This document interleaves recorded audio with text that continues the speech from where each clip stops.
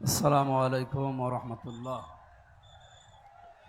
ইন্নাল হামদালিল্লাহ ওয়াসসালাতু ওয়াসসালামু আলা রাসূলিল্লাহ আম্মা বাদ ফাউযু বিল্লাহি মিনাশ শাইতানির রাজিম ওয়া জাআলনা লিল মুত্তাকিনা ইমামা সাদাকাল্লাহুল আযীম।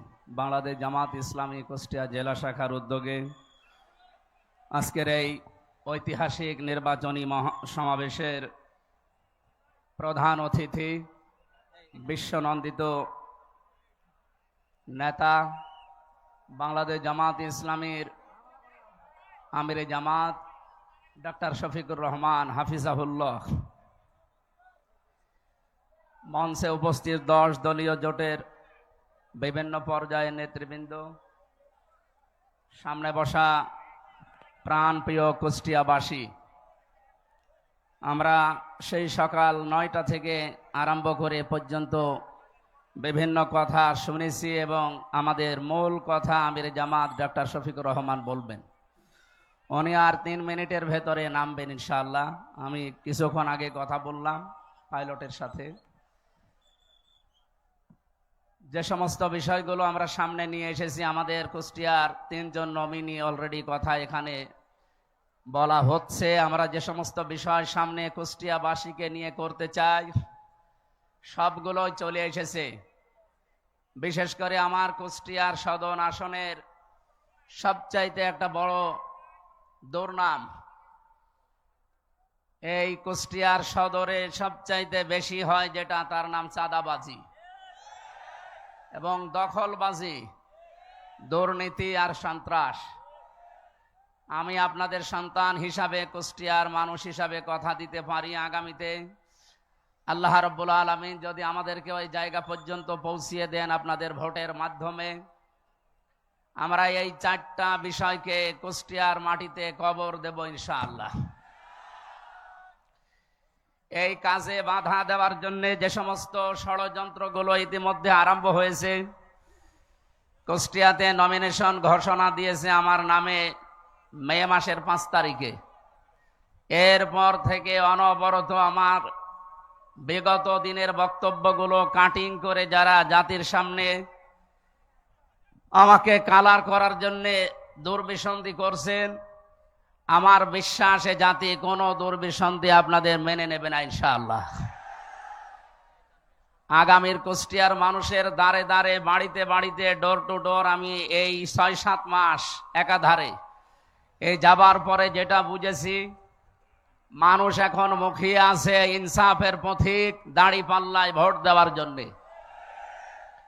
আমি আপনাদেরকে কথা দিতে পারি, আগামীতে কুষ্টিয়ার আপামর জনতা, বিশেষ করে বিভিন্ন শ্রেণী পেশার মানুষকে যারা বিশেষজ্ঞ, আল্লাহ পাক যদি আমাদেরকে কবুল করেন, এই মানুষগুলোকে সঙ্গে নিয়ে কুষ্টিয়ার উন্নয়নমূলক কিছু মহাপরিকল্পনা নেওয়ার উদ্যোগ আমরা অলরেডি করেছি এবং সেগুলো বাস্তবায়ন করবো ইনশাআল্লাহ।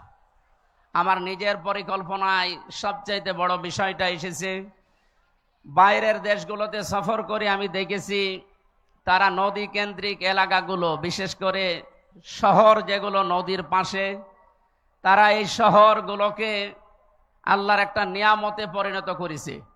আমাদের কুষ্টিয়ার পাশে যেহেতু গড়াই নদী, আমরা চাই রানাখড়িয়া থেকে মেহেদিরুমি ব্রিজ পর্যন্ত এই যে বিশাল এলাকাটা, এখানে যদি টোলেনের রাস্তা এবং পর্যটন এলাকা গড়ে তোলা যায়, আমার মনে হয় কুষ্টিয়া দিন দিন একটা পর্যটন এলাকা হিসাবে খ্যাতি পাবে ইনশাআল্লাহ।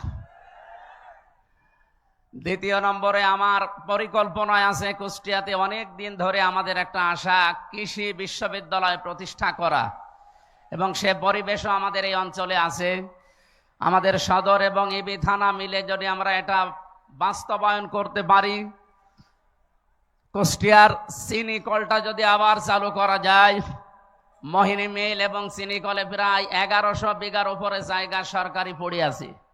এই জায়গাগুলোতে যদি এই কাজ নাও করা যায়, দেশি বিদেশি সংস্থার মাধ্যমে এখানে প্রায় 10 থেকে 11,000 মানুষের বৈধ কর্মসংস্থান তৈরি করা সম্ভব।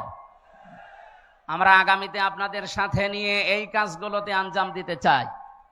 আপনারা যদি সাথে থাকেন, আমি আল্লাহর উপরে ভরসা করে বলতে পারি, এই পাবলিক লাইব্রেরি মাঠে কুষ্টিয়াতে কিছুদিন আগে ঘোষণা দিয়েছিলাম, জামাত ইসলামী বাংলাদেশের যেহেতু এই বদনামটা আগেও নেই, এখন নেই, ভবিষ্যতেও থাকবে না ইনশাআল্লাহ, জনগণের একটা টাকা আমাদের পকেটে যাবে না ইনশাআল্লাহ। যা বাজেট হবে, যেখানকার জন্য বাজেট হবে, প্রত্যেকটি অর্থ, প্রতিটি পয়সা তার কাছে পৌঁছিয়ে দেওয়ার জন্য সেবক হিসাবে কাজ করব ইনশাআল্লাহ। দ্বিতীয় নম্বর, যে ষড়যন্ত্রগুলো বিরোধী দলের বা অন্যান্য বন্ধুরা করছেন, আপনাদেরকে আমরা আহ্বান জানাই, রাজনৈতিক মোকাবেলা রাজনৈতিকভাবে করা দরকার।